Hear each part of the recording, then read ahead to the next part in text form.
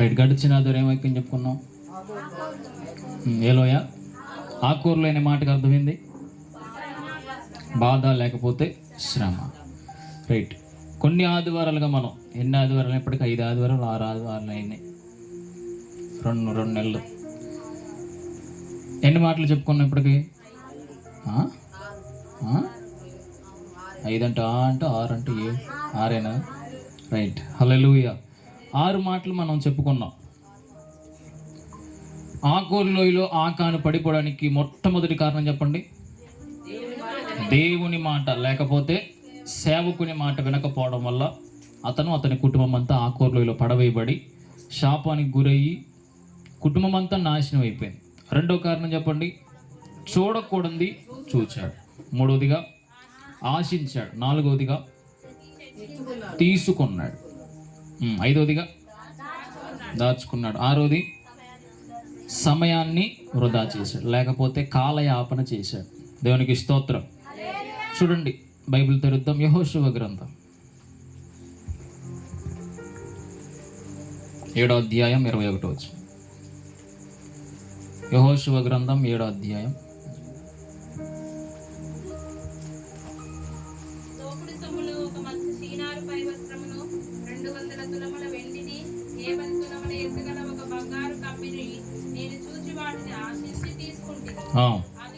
అదిగో నా డేరా మధ్య అవి భూమిలో దాచబడి ఉన్నవి. ఆ వెండి దాని క్రింద ఉన్నదని ఉత్తరం ఇచ్చి తాను చేసినదంతయు ఒప్పుకొనెను. నాకెళ్ళి చూడండి, ఇక అయిపోయింది కదా. చివర్లో మనకు కనపడుతున్న మాట తాను చేసినదంతయు. అందరు చెప్పండి ఈ మాట. ఒప్పుకొనెను. ఒక తప్పు చేస్తే మనిషి ఎప్పుడు ఒప్పుకుంటాడు చెప్పండి? అడిగినాక ఒప్పుకుంటాడు, అడగకముందే ఒప్పుకుంటే మంచిదా? అడిగిన తర్వాత ఒప్పుకుంటే మంచిదా? అడగక ముందే ఒప్పేసుకుంటే తను చేసిన తప్పుని అడగక ముందే వెంటనే పోయి ఒప్పేసుకుంటే అది అతనికి మేలు. కానీ ఇక్కడ ఆకాను ఒప్పుకున్నాడు. ఈ ఒప్పుకున్నది ఆకాను ఒప్పుకున్నప్పటికీ కూడా దేవుడు క్షమించలేకపోయాడు. దేవునికి స్తోత్రం. దేవుడు ఆకాను మనల్ని ఆలకించాడు. తను చేసిందంతా వచ్చి ఒప్పేసుకున్నాడు. కానీ దేవుడు తాను చేసిన ఒక్క తప్పును బట్టి తన కుటుంబము, ఆ యొక్క ఇజ్రాయెల్ ప్రజలందరూ కూడా ఆ యొక్క హాయి పట్టణం మీద ఓడిపోయారు. ఓడిపోవడానికి కారణమైన ఆకాను కుటుంబము దేవుడు సమయం ఇచ్చాడు. ఒప్పుకుంటాడేమో, వస్తాడేమో, వచ్చేసి నా దగ్గర పశ్చాత్తాపడతాడేమో. ఆ పశ్చాత్తాపడితే నేను క్షమిద్దామని దేవుడు కూడా ఎదురు చూశాడు. హల్లెలూయా. గట్టిగా స్తోత్రం చెప్పండి. ఈరోజు మనలో కూడా ఎవరైనా తప్పు చేస్తే దేవుడు నీకు అవకాశం ఇస్తున్నాడు. ఏమీ నిన్ను అనట్లేదు, ఏ బాధ నీకు రావట్లేదు, ఏ సమస్య నీకు రావట్లేదు. నువ్వు చేసిన తప్పును బట్టి, పాపాన్ని బట్టి, ఏదైనా పని బట్టి దేవుడు నీకు ఎందుకు సమయం ఇస్తున్నాడంటే నీవు ఒప్పుకొని విడిచిపెడితే నువ్వు నా దేవుని దగ్గరకు వస్తావేమోనని దేవుడు ఎదురు చూస్తున్నాడు. కానీ మనుషులు ఏం చేస్తున్నారంటే ఒప్పుకోకుండా, దాన్ని కప్పుకొని, విడిచిపెట్టకుండా దాని దగ్గరే ఉంటూ ఆకాను వల్లే సమయం అంతా వృధా చేస్తున్నారు. వ్యర్థమైపోతుంది సమయం అంతా. దేవునికి స్తోత్రం. ఇప్పుడు ఆకాను చివరికి ఏం చేశాడంటే దేవుని మాట వినలేదు, ఆశించాడు, చూచాడు, తెచ్చుకున్నాడు, దాచుకున్నాడు, చివరికి పట్టబడ్డాడు. ఎట్లా పట్టబడ్డాడు? ఒక్కొక్క గోత్రాన్ని పట్టుకోంగ చివరికి పలానా గోత్రం, పలానా మనవడు, పలానా కొడుకు, చివరికి ఆకాను అని తెలిసిపోయి. హల్లెలూయా. ఇంకా హల్లెలూయా అని ఇంకా ఇప్పుడు చివరికి ఆకాను కుటుంబం అని తెలిసిన తర్వాత వెంటనే పోయి ఆకాను కుటుంబాన్ని పట్టేసుకున్నారు. పట్టుకున్న తర్వాత అతను ఏమేమైతే తెచ్చుకున్నాడో, ఏమేమైతే దాచుకున్నాడో అవన్నీ చెప్పేశాడు. ఎక్కడెక్కడ ఉన్నాయి, ఏమేమి తెచ్చేసుకున్నా అని మన 21 చదివితేనే అదంతా మనకు కనపడింది. మొత్తం చెప్పేశాడు. కానీ దేవుడు ఒప్పుకున్నప్పటికి కూడా క్షమించలేదు. ఎందుకు? ఒకటి క్వశ్చన్ అర్థం కావట్లేదా? మళ్ళీ ఏమైనా అడగమంటారా? సమాధానమే రావట్లేదా? దేవుడు ఒప్పుకుంటే క్షమిస్తాడు. కానీ ఇక్కడ ఆకాను యెహోషువ దగ్గరకు పోయి ఒప్పుకున్నప్పటికి కూడా దేవుడు కానీ, ఆ యొక్క యెహోషువ కానీ క్షమించలేదు. ఎందుకు? నెంబర్ 1 చెప్పలేదు. Number 1 okay. ప్రజల్లో చాలా మంది నష్టపోయి చచ్చిపోయారు.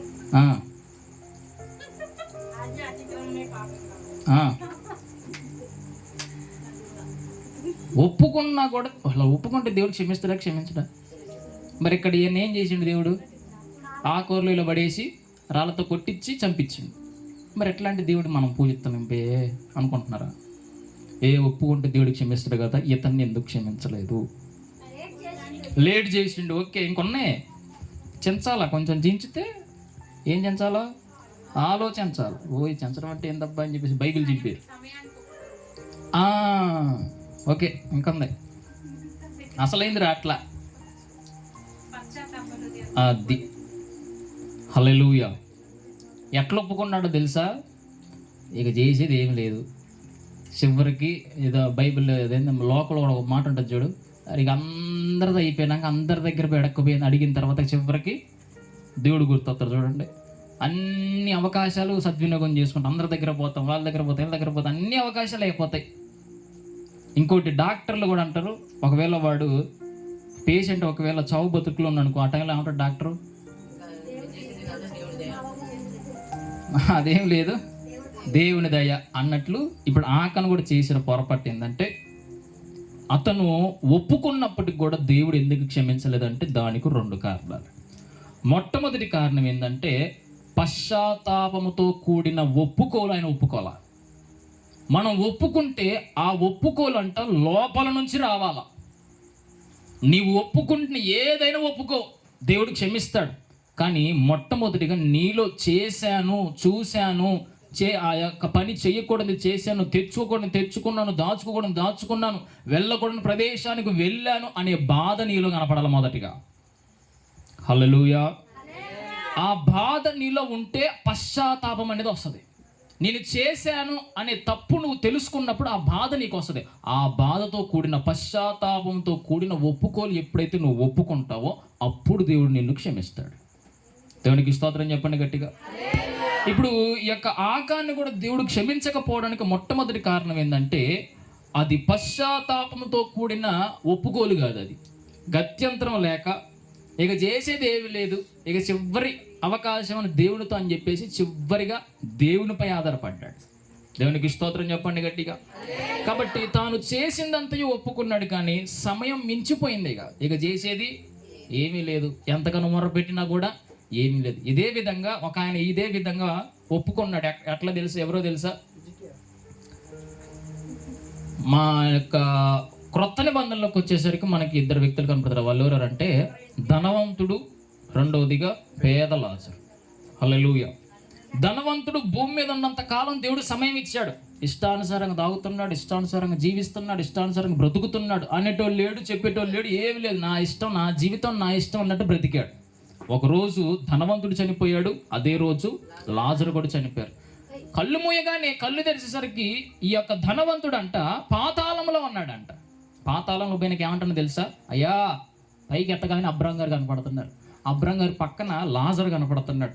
ఇదేంది, నా ఇంటి ముందున్న లాజరు, ఇది పేదోడు కదా, అడుక్కునేవాడు కదా, వీడు నా ఇంటి ముందున్నటోడు పరలోకంలో ఉన్నాడు, నేను దర్జాగా బ్రతికినోడిని, తాగినోడిని, తిన్నోడిని, ఎంజాయ్ చేసినోడిని, నేనేంది నరకంలో ఉన్నా అని చెప్పేసి అప్పుడు ఆలోచన చేసి వెంటనే అబ్రాం చెప్తున్నా, అయ్యా అబ్రామా, ఇంకో నీ ప్రక్కన ఒక అబ్బాయి ఉండే చూడు, ఆయనతో ఇగో నోటి ఇదేంది వాటర్ నుంచి ఒక డ్రాప్, ఒక చుక్క నోటి ఒక వాటర్ డ్రాప్ నాకు కొంచెం నా నేల మీద ఇవి, నాకు వేడికి తట్టుకోలేకపోతున్నా. నీకు సమయం అయిపోయిందయ్యా, నీకు ఇచ్చిన సమయం అంతా నువ్వు వ్యర్థం చేసేసుకున్నావు, సమయం అంతా వృధా చేసేసుకున్నావు. ఇప్పుడు అక్కడోళ్ళు ఇక్కడికి రాలేరు, ఎక్కడోళ్ళు అక్కడికి పోలేరు. ఇక ఇదంతా మధ్య అగాధం ఉంది, నువ్వు రాలేవు, నేను రాలేను, నువ్వు నా దగ్గర రాలేవు. దేవుడు నీకు భూలోకంలో ఉన్నప్పుడు ఎంతో సమయం ఇచ్చాడు, సమయం అంతా నువ్వు వృధా చేసేసుకున్నావు. ఇప్పుడు నాకు ఒక బాటిల్ వాటర్ ఇవ్వా, చెమ్ముడు వాటర్ ఇవ్వా, ఒక సొక్క డ్రాప్ ఇవ్వా అంటే వేసే కాలమా ఇది? హల్లెలూయా, గట్టి స్తోత్రం చెప్పాలి. అదే విధంగా ఇక్కడ కూడా ఇప్పుడు అక్కడ ఉన్న ధనవంతుడు మళ్ళీ రెండోది ఏమంటానో తెలుసా? అయ్యా మరొకసారి అవకాశం ఇస్తావు, నాకు 4 అన్నదమ్ములు ఉన్నారు, ఆ 4 అన్నదమ్ములకు పోయి నేను సువార్తను ప్రకటించి వస్తా. ప్లాన్ చూడు, మామూలు లేదు ప్లాన్. బ్రతికినంత కాలం ఏమో ఒక్కసారి చర్చికి పోయిన మొహం కాదు, బ్రతికినంత కాలము ఒక్కసారి ప్రార్థన చేసిన మొహం కాదు, బ్రతికినంత కాలం సేవకునికి లోబడిందని ఏ మొహం కాదు, ఏమీ లేదు. తినడం తాగడం తిరగడం ఇదే పని ధనవంతుడిది. కానీ ఎప్పుడైతే కన్ను మూసాడో వెంటనే అంటున్నాడు, అయ్యా కొంచెం వాటర్ అయితే కొంచెం వాటర్ ఇవ్వా. నరకంలో నుంచి, పాతాళంలో నుంచి దేవుడితో మాట్లాడుతున్నాడు. రెండోది ఏమంటాను తెలుసా, నాకు ఒక్క అవకాశం నేను పోయి సువార్తను ప్రకటించేసి నా తమ్ముల్ని, అన్నదమ్ములు, నా స్నేహితులంతా నేను మార్చుకుంటా అంటే అప్పుడు అబ్రహం గారు అంటున్నాడు, సమయం అయిపోయింది అయ్యా, ఇక నీకు సమయం అనేది లేదు. ఒక్కసారి నువ్వు ఇక్కడికి వచ్చావంటే ఇక రెండోసారి పోవడానికి సమయం అయిపోయింది. నీకు ఇచ్చిన సమయం అంతా నువ్వు వృధా చేసేసినావు. నీకు ఇచ్చిన సమయం అంతా నువ్వు త్రాగడికే సమయం పెట్టేసినావు, తిరగడానికే సమయం పెట్టేసినావు. నీ పనే నువ్వు చూసుకున్నావు. కానీ ఎప్పుడైనా మందిరానికి వచ్చినవా, ఎప్పుడైనా ప్రార్థన చేసినవా, ఎప్పుడైనా బైబిల్ చదివినవా? నీ ఇష్టం అనుకుంటున్నావు. ఇప్పుడు ఒప్పుకుంటే నేనేం చేశాను, పట్టబడిన తర్వాత ఒప్పుకుంటే నేనేం చేశానని దేవుడు కూడా వదిలేసాడు. దేవునికి స్తోత్రం చెప్పండి గట్టిగా. ఆకాను ఒప్పుకున్నా కూడా దేవుడు ఎందుకు క్షమించలేదంటే మొట్టమొదటి కారణం పశ్చాత్తాపముతో కూడిన ఒప్పుకోలా. ఇక చేసేయలేదు, పట్టబడ్డా, ఇక అప్పుడు క్షమిస్తాం, ఇక అప్పుడు క్షమాపణ అడుగుదాం. పట్టుకున్న తర్వాత నువ్వు క్షమాపణ అడగకూడదు. పట్టబడక ముందే నువ్వు క్షమాపణ అడిగితే దేవుడు నిన్ను క్షమిస్తాడు. ఆమె ఏం చెప్పమైంది, అడుక్కోవాలా చెప్పండి అనే, ఎవరు చెప్తే వాళ్ళకి ఆశీర్వాదం. దేవునికి స్తోత్రం చెప్పండి గట్టిగా. ఇక రెండవది, మొట్టమొదటికి ఏమో పశ్చాత్తాపంతో కూడిన ఒప్పుకోలు అతనిలో లేదు కాబట్టి దేవుడు క్షమించలేదు. రెండో కారణం ఏంటంటే శపించబడిన దానిలో కొంచెమైనను మీరు తీసుకుంటే మీరు శాపగ్రస్తులను దేవుడు ముందే. అంటే ఇప్పుడు దాని అర్థం ఏంది, మాట వినలేదు, ముందే చెప్పాడు తీసుకుంటే శాపం. అంటే దాని అర్థం ఏందో తెలుసా, పాపికైనా క్షమాపణ ఉంది కానీ శాపగ్రస్తునికి క్షమాపణ లేదు. దేవునికి స్తోత్రం కట్టండిగా, హల్లెలూయా. ఆకాను శపించబడిన దానిలో కొంచెమైనా మీరు తీసుకున్న ఎడల మీరు శాపగ్రస్తులని యెహోషువ 6:18 దేవుడు చెప్పాడు. ఈ విషయాన్ని ముందుగానే యెహోషువ ఆ ప్రజలందరికీ చెప్పాడు. అంటే ఇప్పుడు ఆకాను శాపగ్రస్తుడు అయ్యాడు. ఏదైతే వద్దన్నాడో, ఏదైతే నువ్వు తెచ్చుకుంటే శాపం వస్తుందని చెప్పాడు అదే చేశాడు, ఇంట్లో పెట్టుకున్నాడు. ఇప్పుడు శాపం వచ్చేసింది. ఇప్పుడు దేవుడు క్షమించలేదా? అది రెండో కారణం. దేవునికి స్తోత్రం చెప్పండి గట్టిగా. శపించబడిన వారులారా, నన్ను విడిచి అపవాది వాని దూతలకు సిద్ధపరిచిన నిత్యాగ్నిలోనికి పోనని దేవుడు అక్కడ అంటున్నాడు. చూడండి మత్తయి సువార్తలో 25వ అధ్యాయం,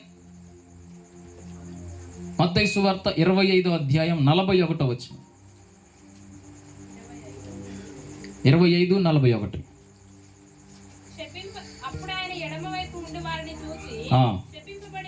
శపింపబడిన వారులారా, నన్ను విడిచి అపవాదికిని వాని దూతలకును సిద్ధపరచబడిన నిత్యాగ్నిలోనికి పోవుడి. హల్లెలూయా. ఇప్పుడు ఈయన శాపం అనేది వచ్చింది.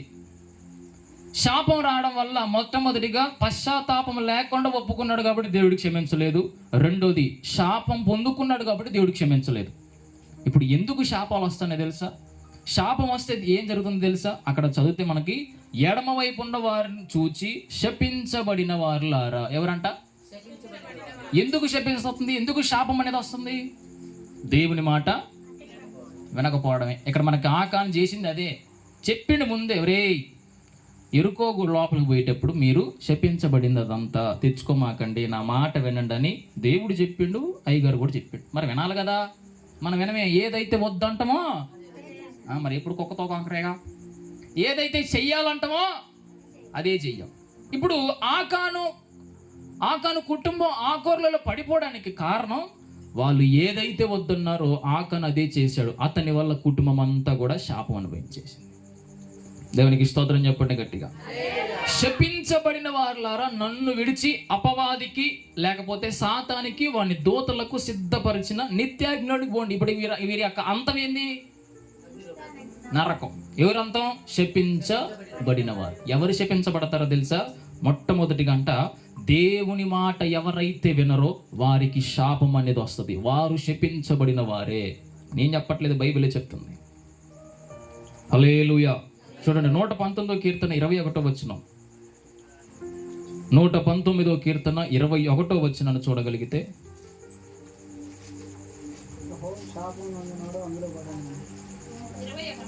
119:21. అగ్గో, నీ ఆజ్ఞలను విడిచి తిరుగువారు ఎవరంట? శాపగ్రస్తులు. ఇప్పుడు ఎవరికి వస్తుంది చెప్పండి శాపం? ఆజ్ఞలను అతిక్రమించిన వారు. అంటే ఆజ్ఞన్న ఆయన మాటన్నా ఒకటే. ఇప్పుడు ఆయన మాట నీవు వినకపోయినా, ఆయన ఆజ్ఞలు ప్రకారం నువ్వు జీవించకపోయినా ఇప్పుడు నీకేం వస్తుంది చెప్పండి? చెప్పాలి. శాపం వచ్చినవంటే ఏ లోయ? దేవునికి స్తోత్రం చెప్పండి గట్టిగా. ఆయన మాట వినకుండానే అవ్వాదం కూడా శాపం వచ్చేసింది. ఆయన మాట ఎప్పుడైతే వినలేదు వెంటనే ఆకానుకు కూడా శాపం వచ్చేసింది. ఆయన మాట వినకపోవడం వల్ల సౌలుకు కూడా శాపం వచ్చేసింది. నీవైనా నేనైనా దేవుడు చెబుతున్న మాటలు కానీ, దేవుడు చెప్తున్న వాక్యం కానీ, సేవకుడు చెప్తున్న వాక్యం, ఆ వాక్యమే దేవుడు, ఆ వాక్యమే దేవుని యొక్క మాటలు. ఆ మాటలు వింటున్న నీవు మాటలు వినాలి. విన్న వాక్యాన్ని వాక్య ప్రకారం నువ్వు జీవించగలిగితేనే దేవుడు శాపాన్ని కూడా ఆశీర్వాదకరంగా మారుస్తాడు. ఇందాక చెప్పిన కదా, పాపికైనా క్షమాపణ ఉంది కానీ ఆ శాపం నుంచి మరి నువ్వు విడుదల పొందాలంటే ఎంతగానో నువ్వు ప్రార్థన చేయాలి. హన్నా యొక్క గర్భాన్ని చాలాసార్లు చెప్పాను. హన్నా యొక్క గర్భాన్ని దేవుడు మూయడానికి కూడా కారణం ఏంటంటే, హన్నా యొక్క పితరులు చేసిన పాపం హన్నాకి శాపంగా మార్చబడి గర్భం అనేది మూయబడింది. ఆ గర్భం తెరవబడ్డానికి ఇప్పుడు ఆయన చేసింది ఏంటో తెలుసా? హాస్పిటల్కి పోలే, భర్తను విసిగించలే, అత్తమామలు విసిగించలే, తోటికోడలు విసిగించలే, కేవలం దేవుణ్ణి విసిగించింది. ఒకటే మాట, నాకు గర్భఫలం ఇస్తే, నాకు కుమారుని ఇస్తే నీకే ఇస్తా. ఎంతగానో ప్రార్థన చేస్తుంటే ఆ శాపం అనేది కొట్టివేయబడాలా? ఎంతగానో కన్నీరు కార్చుంటే, ఎంతగానో మందిరంలో గడిపితే, ఎంతగానో దేవుని సన్నిధిని వెతికుంటే ఆమె యొక్క ఆ శాపం నుంచి కొట్టివేయబడిద్ది. దేవునికి స్తోత్రం చెప్పండి గట్టిగా. నీ శాపం కొట్టివేయబడాలంటే నీ కన్నీటి ప్రార్థన ద్వారా అది కొట్టివేయబడిద్ది. ఇప్పుడు మొట్టమొదటి దేవుడు అంటున్నాడు, దేవుని మాట నువ్వు వినకపోతే, దేవుని ఆజ్ఞలను నువ్వు పాటించకపోతే నీకు నీ కుటుంబానికి శాపం అనేది వస్తుంది. నువ్వు అప్పుడు ఒప్పుకున్నా కూడా మరి ఒప్పుకునేది ఏదన్నా మరి పశ్చాత్తాపం ఒప్పుకుంటామా? ఆ పశ్చాత్తాపం అమ్మ ఆరాధనలో చూడండి, పశ్చాత్తాపంతో ఏడవండి, పశ్చాత్తాపంతో కన్నీరు గార్చన్నప్పుడు కొంతమంది, అందరు కాదు, కొంతమందికి ఏడుపు రాదు. ఎంత ట్రై చేసినా కూడా అస్సలు కొరుక్కొని కూడా ఏడుస్తూ ఉంటారు కొంతమంది. కన్ను నలుపుకొని ఏడుస్తూ ఉంటారు కొంతమంది. లేకపోతే ఏళ్ళను ఇరుచుకొని ఆ యొక్క బాధతో, ఆ నొప్పితో ఏడుచుతూ ఉంటారు కొంతమంది ఇంకెట్టెడతారు తెలుసా? ఇక ఏడుపు రాకపోతే అయ్యగారు ఒకటి ఏడు అంటాడు, చేసేది ఏం లేదని చెప్పేసి భర్త కొట్టినది గుర్తు చేసుకోవడం, వాళ్ళు అరిసింది గుర్తు చేసుకోవడం, ఆ బాధ ఈ బాధ గుర్తు చేసుకొని ఇక వస్తుంది సన్నగా. ఎందుకు వస్తుంది చెప్పు? నువ్వు చేసిన పాపాన్ని బట్టి నీకు రావట్లే ఏడుపు. దానిని ఏదేందో గుర్తు చేసుకోవడం వల్ల నీకు ఏడుపు వస్తుంది. కానీ నీవు చేసిన పాపాన్ని బట్టి నువ్వు ఎప్పుడైతే ఏడుస్తావో, నీవు చేసిన పాపాన్ని గుర్తు చేసుకుని ఎప్పుడైతే ఏడుస్తావో అది నిజమైన పశ్చాత్తాప ప్రార్థన. నన్ను అడిగితే నిజంగానే అట్టొచ్చి ఉండదేమో. నువ్వు ఎప్పుడు కూడా మందిరానికి రాగానే నీ బాధను బట్టి నువ్వు ఏడవడం కాదు. అసలు దాని గురించి ఏడిచినా ఒకటే, ఏడవపోయినా ఒకటే. నువ్వు కేవలం ఏడవలసింది ఎక్కువగా నీ పశ్చాత్తాపం. నీవు చేసిన ప్రతి పాపాన్ని బట్టి నువ్వు ఏడవాలా. నీవు చేసిన ప్రతి దాన్ని బట్టి నువ్వు దేవుని దగ్గర పశ్చాత్తాపడతా ఉండాలా. ఆ శాపాలన్నీ కొట్టివేయబడితేనే నీవు ఆ కోర్లోయ నుంచి బయటకు వస్తావు. రాదు, ఆమెను రాదు. అందరం వద్దాయి గారు, మేము ఆ కోర్లోయలోనే ఉంటాం. అక్కడ అయ్యగా దేవుడు మాకు మంచిగా చలి కోసం మంచిగా మంట కూడా వేసిండు, రాళ్ళు కూడా వేసారు. రాళ్ళ మీద మంట పెట్టేసుకొని ఆవుల్ని, గేదెల్ని, మేకల్ని వేసుకొని తింటాం. అవునా? మరి దేవుడు తీయును గాక అని చెప్పిన అమ్మని నోట్లు ఏం రావాలా? అది రాదు. చెప్పండి అంటే అప్పుడు వస్తుంది అది. దేవునికి స్తోత్రం చెప్పండి గట్టిగా. మొదటిగా అంట దేవుని మాట మనం ఎప్పుడైతే వినమో అప్పుడు దేవుని యొక్క శాపం మన కుటుంబం మీదకి వస్తుంది. రెండోది చూడండి, మలాకి గ్రంథం 3వ అధ్యాయం. మలాకి గ్రంథం 3వ అధ్యాయం 8-9 వచనాలు. బైబిల్లో పాత నిబంధనలో చివరి పుస్తకం. 3:8-9. మానవుడు దేవుని దగ్గర దేవుని యొద్ద దొంగిలున, అయితే మీరు నా యొద్ద దొంగిలితిరి. దేని విషయంలో? మేము నీ యొద్ద దొంగిలితమని మీరందరూ 10వ భాగములోను ప్రతిష్టార్పణములోను ఇయ్యక దొంగిలితిరి. ఈ జనులందరూ నా యొద్ద దొంగిలిచినే అన్నారు. మీరు అది శాపగ్రస్తులు. రెండోది ఎందుకు వస్తుంది తెలుసా శాపం? మానవుడు అంట, మనిషి అంట దేవుణ్ణి అడుగుతున్నాడు అంట, అయ్యా నీ దగ్గర నుంచి మేము ఏదైనా దొంగతనం చేయగలమా? చెప్పండి, దేవుని దగ్గర నుంచి మనిషి ఏదైనా దొంగతనం చేయగలడా? అబ్బా ఇప్పుడు చెప్పనా, దొంగతనం మనిషి దేవుని దగ్గర నుంచి దొంగతనం చేయగలడా, చేయలేడా? ఇప్పుడు చదివిన దాంట్లోనే ఉంది, అందరికి మొత్తం తలకాయ మొత్తం దాంట్లోనే పెట్టి చదివే, అక్కడే కనపడుతుంది క్లియర్గా. హల్లెలూయా. మొట్టమొదటిగా వినండి, రోజులో మొదటి గంట అంటే నీవు ఎన్నింటికి లేస్తే అది నీకు మొదటి గంట. ఇప్పుడు లేవగానే మొదటి గంట నీకు ఎవరికి ఇవ్వాలి? నువ్వు ఇవ్వకపోతే నువ్వు ఇప్పుడు ఎవరివి? చెప్పాలి. ఇవ్వకపోతే ఎవరివి నువ్వు? ఇప్పుడు దొంగవే. ఇప్పుడు మరి దొంగలందరికీ ఏముంది ఇక్కడ? మరి ఇప్పుడే చదివారు కదా, శాపం ఉంది. దేంట్లో? రోజులో ఒక గంట కాదు, మొదటి గంట. రోజు నీకు ఎన్ని గంటలు? 24 గంటల దశంభాగం తీయండి. 2.5 గంటలు ఇప్పుడు దశంభాగం తీసి ఎవరికి ఇవ్వాలి నువ్వు? అంటే దాని అర్థం ఏంది? బైబిల్ చదువో, ప్రార్థన చేసో, లేకపోతే పాటలు పాడటమో, స్తుతించడమో, లేకపోతే దేవుళ్ళు గడపడమో, మందిరానికి పోవడమో, ఏదో ఒకటి చెయ్యాలి. 2.5 గంటలు నువ్వు దేవునికి ఇవ్వాలి. అది పొద్దున 1 గంట, మధ్యాహ్నం 1 అర్ధ గంట బైబిల్ చదవడం, నైట్ పడుకున్నప్పుడు ఇంకో గంట. 1 గంట సేపు ప్రార్థన అంటే కష్టమే. గంట సేపు. హల్లెలూయా. ఒక ప్రార్థన 1 గంట సేపు ఏ విధంగా చేయడానికి నా దగ్గర 7 మెట్లు ఉన్నాయి. ప్రార్థన నువ్వు 1 గంట సేపు చేయాలంటే నేను మొత్తం చెప్తే 2 గంటలైనా మీరు చేయగలరు. ఆమె చెప్పరాదు, చెయ్యాలని లేదు కదా, అది రాదు. 2 గంటల సేపు అయినా 7 మెట్లు వాక్యం ఉంది. కానీ అది ఆదివారం కాకుండా బైబిల్ స్టడీ అని చెప్పి ఎప్పుడైనా నేను ఇక్కడ ఉంటే అప్పుడు చెప్పుదాం. దేవునికి స్తోత్రం. ఆ యొక్క వాక్యం అయిన తర్వాత నీవు కావాలంటే బైబిల్ మీదనో లేదా నోట్స్ మీద రాసుకొని నువ్వు 2 గంటలు కూడా ప్రార్థన చేయగలవు. అమ్మయ్యా, ఇప్పుడు వచ్చింది అట్లా. హల్లెలూయా. మొట్టమొదటిగా రోజులో మొదటి గంట అంటే 24 గంటలలో 2.5 గంటలు ఎవరికి ఇవ్వాలి? ఇవ్వకపోతే నీవు ఎవరి నుంచి దొంగతనం చేసినావు? అది.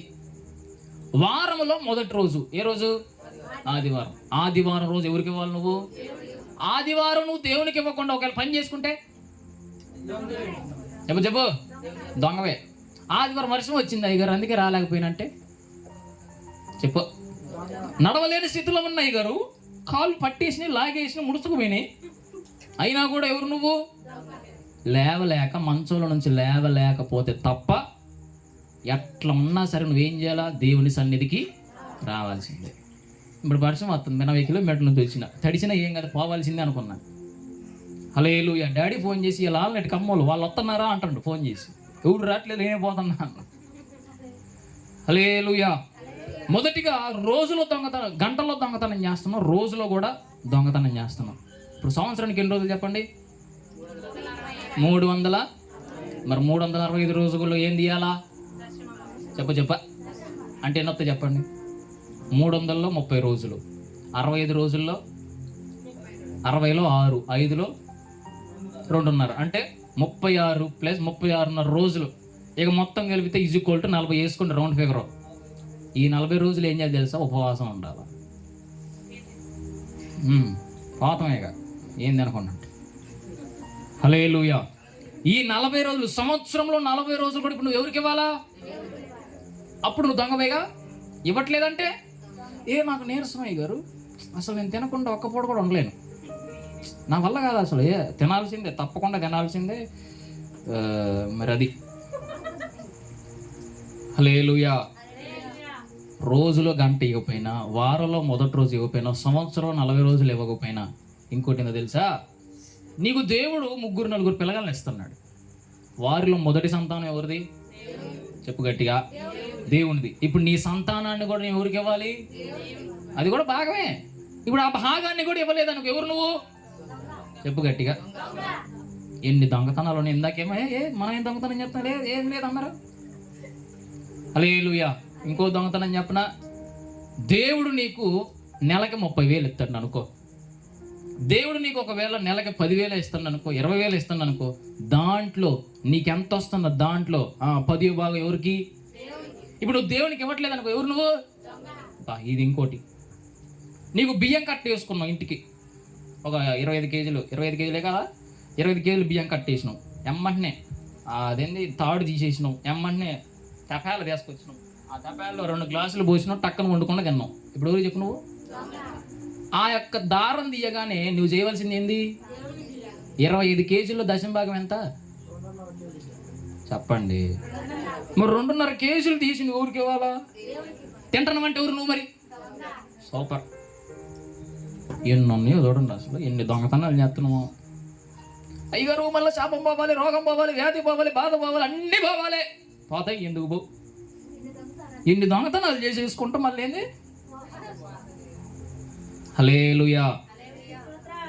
రాబడి అంతట్లో కూడా నువ్వు దశమ భాగం ఇవ్వకుండా నువ్వు బల్లారాధన కూడా తీసుకోకూడదు.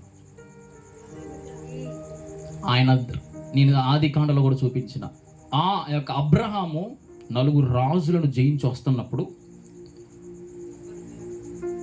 మెల్కీసెదెక్ అనే యాజకుడు అంట అబ్రహాంకి రొట్టె ద్రాక్షరసం ఇచ్చాడంట. ఇచ్చినాక ఆయన వెంటనే ఏం చేసేది తెలుసా? తన యొక్క రాబడి అంతట్లో దశమ భాగం 10వ భాగం సేవకునికి ఇచ్చేసి అప్పుడు రొట్టె ద్రాక్షరసం తీసుకున్నాడు. హల్లెలూయా. నీకు ఎంత వచ్చినా సరే మొట్టమొదటి 10వ భాగం తీసి నువ్వు దేవుని ప్రక్కన పెట్టేసిన తర్వాత 90 భాగం అంతా దేవుడు నిన్ను ఆశీర్వదిస్తాడు. నువ్వు ఫస్ట్ కొంతమంది ఫర్ సపోజ్ 20,000 నీ శాలరీ నెలకనుకో, వెంటనే 20 చేతులు నీ చేతిలో పడ్డాయి. వెంటనే ఏం చేస్తావు చెప్పనా? కాదు చెప్తూ విను. 20,000 రావడంతో rent, current, water bill, paper bill, ఆ బిల్లు, ఈ బిల్లు, పొదుపు, అదుపు అన్నీ కట్టేసిన తర్వాత చివరికి ఎంత 2,000 3,000 మిగులుతాయి. ఇక ఏం చేద్దాంలే, వచ్చే నెల ఇద్దాంలే దేవునికి అంటే నువ్వు ఫస్ట్ ఎవరికి ఇస్తున్నావు చెప్పు? రావడంతోనే నీ శాలరీ రావడంతో ఎవరికి ఇస్తున్నావు? నీ అవసరతల కోసం చూసుకుంటున్నావు, జనాలు కాదు. నువ్వు ఏదైతే తెచ్చేసుకుంటున్నావు వాటి కోసం కడుతున్నావు. అందుకే నువ్వు నష్టపోతున్నావు. అందుకే నీ యొక్క వ్యాపారంలో అభివృద్ధి అనేది కూడా లేదు. దేవునికి స్తోత్రం చెప్పండి గట్టిగా. నీవు అభివృద్ధి చెందాలంటే నువ్వు దేవుని దగ్గర నుంచి ఏది కూడా సమయాన్ని దొంగతనం చేస్తున్నావు. మనం రోజు 2 గంటలు బైబిల్లో చదవడమో, ప్రార్థన చేయడమో, వాక్యం వినడమో ఏదో ఒకటి నువ్వు చెయ్యాలి. లేకపోతే నీవెవరివి? దొంగవి. ఇప్పుడు దొంగలకి ఏమవుతుందంటే ఇక్కడ శాపం వస్తుంది. మొదటిగా దేవుని మాట వినకపోతే శాపం, రెండోది దొంగతనం చేస్తే శాపం. 3 చూడండి 48 ఇర్మియా గ్రంథం 48 ఇర్మియా 48:10 ఇర్మియా గ్రంథం 48వ అధ్యాయం 10వ వచనం.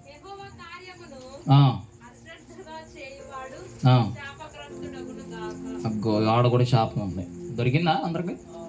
48వ అధ్యాయం 10వ వచనం. యెహోవా కార్యమును అశ్రద్ధ చేయువాడు శాపగ్రస్తుడవును గాక. ఆమెను అనమాకండి. హల్లెలూయా. అలవాట్ల పొరపాట్లు ఎట్లాంటి? దేవునికి స్తోత్రం. ఏంటది ఇప్పుడు? 3వది. మొదటికి ఏంది? దేవుని మాట వినకపోతే ఏంది? దొంగిలిస్తే. ఇప్పుడు దేవుని 3వది ఏం తెలుసా? యెహోవా కార్యములను అశ్రద్ధ చేస్తే. ఇదే మెయిన్. అసలు అశ్రద్ధ అంటే ఏంది? ఇప్పుడు ఒక వ్యక్తి చనిపోయినప్పుడు చివరిలో బ్రాకెట్లు ఏం రాస్తారు? వ్యాపారంలో లేటు, ప్రార్థనకి లేటు, పనిలో లేటు, తినడంలో లేటు, లేవడంలో late late late late late అంటే అంతే సంగతి. హల్లెలూయా. దేవునికి స్తోత్రం చెప్పండి. వ్యక్తిగత ప్రార్థనలో, మందిర ప్రార్థనలో, గృహగుడికలలో, ఆల్నెట్ ప్రార్థనలో నీలో అశ్రద్ధ ఉండకుండా యేసునామములో వెళ్ళిపోను గాక. పేరుకే ఆమేను. హల్లెలూయా. నీ ప్రార్థన ఎక్కడ ప్రార్థన పెడుతున్నా? 7 గంటలకు ప్రార్థన అంటే నీ అడుగు 6:55 ఉండాలి. అంటే 5 నిమిషాలు చెప్పు ముందు ఉండాలి. ఎప్పుడు ఈ అడుగు బయటపడాలా? 9:00కి. ఎన్నింటికి పోయినా పర్లేదు గారు, కానీ అడుగు మాత్రం 7 కంటే కొంచెం కష్టం అనుకోండి. ఏమనుకో మాకండి మీరు, నేనేమనుకుంటా. హల్లెలూయా. ప్రార్థనలో అశ్రద్ధ చేసిన, పాటలలో అశ్రద్ధ చేసిన, బైబిల్ చదవడంలో అశ్రద్ధ చేసిన, సేవకుని విషయంలో అశ్రద్ధ చేసిన, దేవుని పని విషయంలో అశ్రద్ధ చేసిన, పరిచర్య విషయంలో అశ్రద్ధ చేసిన, ప్రార్థించే విషయంలో అశ్రద్ధ చేసిన, దేవుని యొక్క ప్రతి ప్రార్థనలో సంఘ ప్రార్థనను అశ్రద్ధ చేసిన ఆ అశ్రద్ధ, ఆ నిర్లక్ష్యం ఏం కాదు కనుక నీ మనస్సును బట్టి నీకు నీ కుటుంబానికి శాపం వస్తుందని బైబిల్ అంటుంది. నేనేం చెప్పట్లా. దేవునికి స్తోత్రం చెప్పండి గట్టిగా. హల్లెలూయా. ఇర్మియా గ్రంథంలోనే 11వ అధ్యాయం చూడండి. అదే ఇర్మియా గ్రంథం 11వ అధ్యాయం. అదే ఇర్మియా గ్రంథం 11వ అధ్యాయం 3వ వచనం. సెలవిచ్చినదేమనగా, ఈ నిబంధన వాక్యములను విననొల్లని వాడు వామ్మో. మొదటిది ఏం చెప్పండి, రెండోది, మూడోది అశ్రద్ధ చేయడం. ఇప్పుడు నాలుగోది ఏం తెలుసా? వాక్యం వినని వాడి గోడ ఏమవుతుందంట? అక్కడ అదే ఉంది. యెహోవా సెలవిచ్చినది ఏమనగా, ఈ నిబంధన వాక్యములను విననొల్లని వాడు. విననొల్లని వాడు అంటే వినని వాడు. కొంతమంది మందిరానికి వచ్చినా కూడా, లేకపోతే కొంతమంది ప్రార్థనకు వచ్చినా కూడా కూర్చోరు, ఉండరు. అక్కడ ఉండరు. వాక్యం అంటే ఆయనకో, ప్రార్థన అంటే ఆయనకో, ఆరాధన అంటే ఆయనకో, ఎప్పుడొకప్పుడు చెప్ప. హల్లెలూయా. ఏంది ఇంపార్టెంట్ పని? ఎంత ఇంపార్టెంట్? ఇక్కడ ప్రార్థన కన్నా కూడా ఎంత పెద్ద ఇంపార్టెంట్. హల్లెలూయా. ఎప్పుడన్నా ప్రార్థన కోసం, దేనికోసం? ప్రార్థన కోసం నీ సొంత పనిని ప్రక్కన పెట్టావా? దేనికోసం అంట? అది లేదులే కానీ పని కోసం. సూపర్. దేనికోసం దేని ప్రక్కన పెట్టినావు?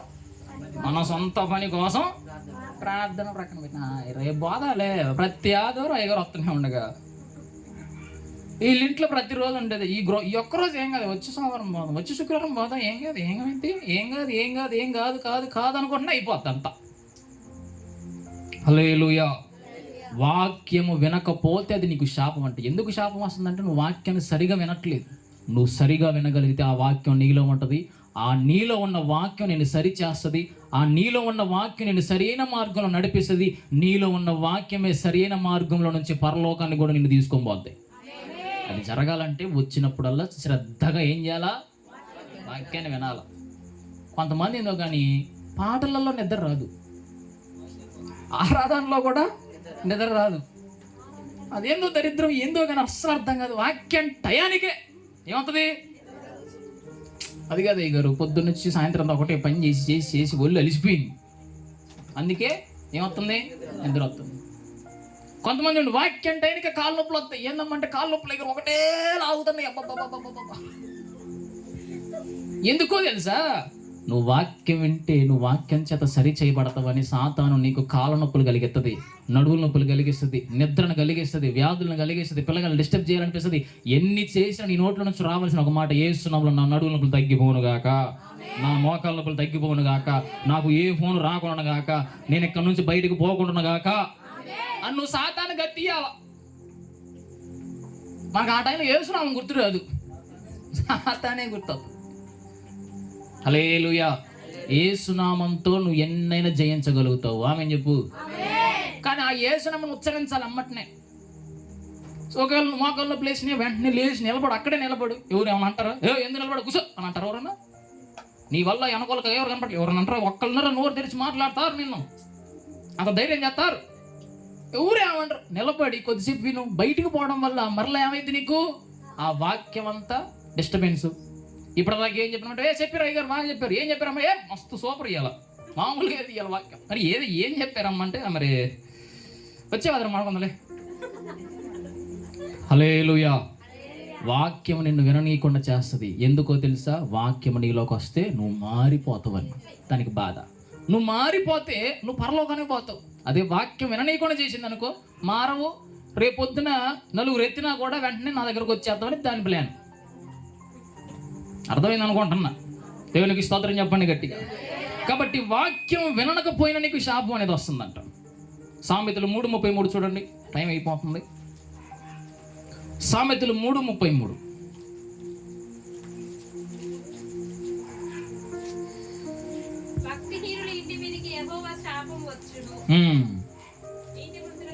నీతిమంతుల నివాస స్థలము ఆయన ఆశీర్వదించును. ఏ కుటుంబాల మీదకి వస్తుంది ఇప్పుడు?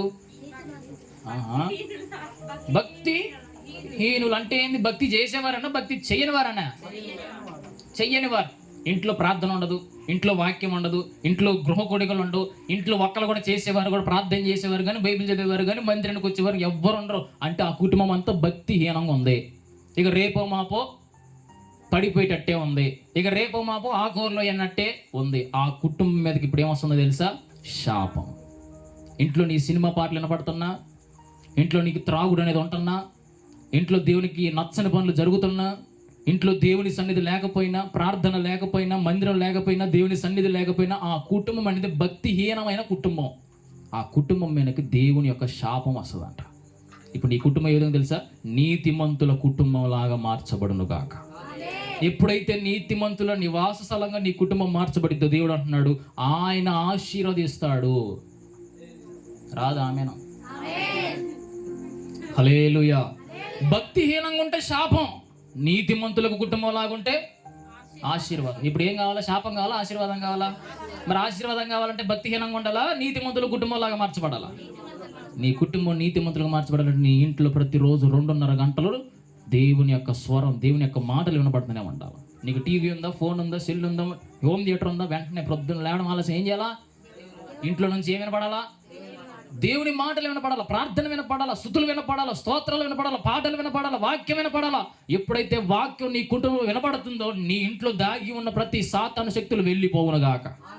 ఆ వెళ్ళిపోవాలంటే నీ ఇంట్లో ప్రార్థన, పాటలు, వాక్యం వినబడుతూనే ఉండాలి. ఎక్కడైతే దేవుని మాటలు ఉంటాయో, ఎక్కడైతే దేవుని పాటలు ఉంటాయో, ఎక్కడైతే దేవుని సన్నిధి ఉంటుందో, ఎక్కడైతే దేవుడు ఉంటాడో అక్కడ సాతానుగాడు నిలవలేడు. ప్రొద్దున లేవడం వాట్సాప్, ఇన్స్టాలు, ఫేస్బుక్లు, యూట్యూబ్లు, ఇదే బైబిల్, ఇదే మనకు ప్రార్థన. పొద్దున లేవడం ఆలస్యం, చీపురు పట్టుకొని కిలోమీటర్ ఉరకడం, పొద్దున లేవడం బట్టలాడని ఉతుక్కోవడం, పొద్దున లేవడం అంటలాడు ఉతుక్కోవడం, ఇదే నువ్వు చేసినావు అనుకో నీ కుటుంబం ఏమైపోద్ది చెప్పి? ఇప్పుడు భక్తిహీనమైన కుటుంబంగా మార్చబడిపోతుంది. నువ్వు పొద్దున్న లేవగానే 5ంటికి లేచినవా, 6ంటికి లేచినావు, పోనీ 7ంటికి లేచిన వెంటనే ఏం చేయాలా? మంచం దగ్గర కాదు, మంచం దగ్గర ఇప్పుడు మోకాలు లేకూడదు. వెంటనే ఏం చేద్దాం తెలుసా? మంచం పడుకో, సార్లు చేసిన వరకు కావాలి నువ్వు ట్రై చేయి. పొద్దున్న లేచి మంచం దగ్గర మోకాలు పక్కన నిద్ర మొత్తం వస్తుంది. అదే కొంచెం దూరం పోయి, మంచానికి దూరం పోయి ప్రార్థన చేయాలి ఎప్పుడైనా. హల్లెలూయా. మంచం మంచం పని ఏంది? పడుకోవడమే. పడుకో శాసన సార్లే కానీ చేసి ఏమి ఎరగబోద్దాం ఇప్పుడు నువ్వు? తల్లి పడుకో.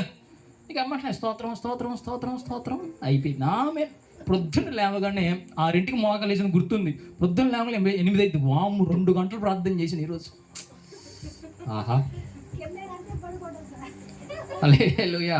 అందుకే ఏం చేయాలి? నువ్వు మంచానికి దూరంగా పోయి ప్రార్థన చేయాలి. నువ్వు ప్రొద్దున్న ప్రార్థన చేసి దేవునితో ప్రార్థనతో నీ రోజును ప్రారంభించు. ఆ రోజంతా నీకు ఆశీర్వాదకరంగానే ఉంటుంది. ఏ బాధ, ఏ కీడు, ఏ శ్రమ, ఏ సాతాను నిన్ను, నీ కుటుంబాన్ని, నీ పిల్లల వ్యాపారాన్ని దేనిని కూడా హాని చేయకుండా నీ ప్రొద్దున చేస్తున్న ప్రార్థనే కాపాడిద్ది. ప్రొద్దున్న ప్రార్థన లేకుండా బయలుదేరు, అమ్మో వణుకుడు వణుకుడు వణుకుడు. ఇప్పుడు పోయిన భయమే, ఏదో ఒకటి ఇబ్బంది, ఏదో ఒకటి శోధనే. అమ్మ అయ్యగారు ప్రార్థన చేయి అని ఫోన్లో వస్తాయి మళ్ళీ నాకు. దేవునికి స్తోత్రం. ప్రొద్దున లేవగానే ఎవరితో మొదలు పెట్టాలి నీ రోజు అంటే? చెప్పు గట్టిగా. చీపురు పట్టుకోవాలా అంటే ఫోన్ పట్టుకోవాలా, బైబిల్ పట్టుకోవాలి, ప్రార్థన చెయ్యాలి. నేను మంచం దగ్గర మంచానికి దూరంగా అట్టని చెప్పేసి మంచం కింద పోయి దూరేరు. హల్లెలూయా. గట్టి స్తోత్రం చెప్పండి. కాబట్టి చెప్పండి, మొట్టమొదటిగా దేవుని మాట వినకపోతే నీకు శాపం వస్తుంది. రెండోది, దొంగిలించడం వల్ల నీకు శాపం వస్తుంది. అశ్రద్ధ చేయడం వల్ల నీకు శాపం వస్తుంది. వాక్యం వినకపోయినా శాపం వస్తుంది. నీ కుటుంబం భక్తిహీనమైన కుటుంబంగా ఉన్నా కూడా శాపం వస్తుంది. ఈ శాపాల నుంచి నువ్వు విడుదల పొందాలంటే పశ్చాత్తాపముతో, ఆకానికి దేవుడు సమయం ఇచ్చినా కూడా సమయాన్ని వ్యర్థం చేసుకొని పట్టబడిన తర్వాత ఒప్పుకున్నాడు దేవుడు. అందుకే క్షమించాల. నిన్ను పట్టుకోకముందే దేవుడు నిన్ను పట్టుకోపోయినా, సాతాను నిన్ను పట్టుకోపోయినా, పాపం నిన్ను పట్టుకోపోయినా, లోకం నిన్ను పట్టుకోపోయినా, మనుషులు పట్టుకోపోయినా దేవుడు నిన్ను చూస్తున్నాడు. నువ్వు చేయవలసిందంటే ఇప్పుడే, నువ్వు పట్టబడక ముందే ఇప్పుడు నువ్వు చేయవలసింది ఏంటంటే, నా పాపములన్నీ క్షమించబడాలి ప్రభా, నా కుటుంబం భక్తిహీనుల కుటుంబంగా ఉండకూడదు, నీతిమంతుల కుటుంబంగా మార్చబడాలి. హల్లెలూయా. నేను మందిరానికి వచ్చినంటే నీతో మాట్లాడి నీ యొక్క స్వరాన్ని విని నేను ఎక్కడి నుంచి వెళ్ళాలా. వాక్యాన్ని కూడా నేను నిర్లక్ష్యం చేయకూడదు. వాక్యం పట్ల నాకు ఆశను పుట్టించు. వాక్యం అంటే నాకు ఇష్టాన్ని పుట్టించు, వాక్యం అంటే నాకు ప్రేమను పుట్టించు, నేను ఎంతగానో ఇంకా వాక్యాన్ని తెలుసుకోవాలి, వాక్యంలో ఎదగాలి, నేను చెప్పిన వాక్యం అంతా నాకు గుర్తుండాలి. అట్లా ఆ విధంగా నా మనసును మార్చండి ప్రభు, నువ్వు ప్రార్థన చేయాలి. నీలో వాక్యం ఉంటే నీ ఇంట్లో సాతాను ఉండదు, నీ ఇంట్లో వాక్యం ఉంటే కూడా నీ ఇంట్లో సాతాను ఉండదు. ఎక్కడైతే వాక్యం ప్రార్థన అనేది ఉండదో ఆ కుటుంబం అంతా ఆకూరలే కుటుంబంగా మార్చబడిపోతాయి. దేవునికి స్తోత్రం చెప్పండి గట్టిగా. కాబట్టి దేవుడు మనతో మాట్లాడే విధంగా ఆకాను దేవుడు ఎందుకు క్షమించలేదంటే, మొట్టమొదటిగా సరి అయిన పశ్చాత్తాపం లేదు, రెండోది శపించబడ్డాడు కాబట్టి దేవుడు క్షమించలేదు. చెప్పండి, మొదటిది ఏంటంట? సరి అయిన పశ్చాత్తాపం లేదు, అంటే ఒప్పుకోవడం తర్వాత పశ్చాత్తాపడు, అదే పట్టబడిన తర్వాత క్షమాపణ చెప్పాడు, అందుకే దేవుడు ఏం చేసిండు? క్షమించలేదు. రెండోది ఏంది? శపించబడ్డాడు కాబట్టి క్షమించలేదు. పట్టబడ్డాడు కాబట్టి క్షమించలేదు. రెండోది శపించబడ్డాడు కాబట్టి క్షమించబడలేదు. ఈ రెండే కారణాలు. సేమ్ ఇదే విధంగా నీకు నాకు వర్తిస్తాయి. ఈరోజు పట్టబడక ముందే నువ్వు క్షమాపణ అడగాల, శాపం రాకముందే క్షమాపణ అడగాల, వచ్చిన తర్వాత ఇక నేను ఎవరు కూడా, అందుకే ఇందాక చెప్పిన కదా, పాపికైనా క్షమాపణ ఉంది కానీ శాపగ్రస్తుడికి ఏం లేదు, క్షమాపణ అనేది లేదు. కాబట్టి అటువంటి స్థితిలోకి మనం వెళ్లకుండా ఈరోజు మనం అందరం ఒప్పుకుందాం, వాటన్నిటిని విడిచిపెడదాం. దేవుడు మనల్ని అందరినీ దీవించి ఆశీర్వదించునుగాక. ఈ కొన్ని మాటలు దేవుడు దీవించునుగాక.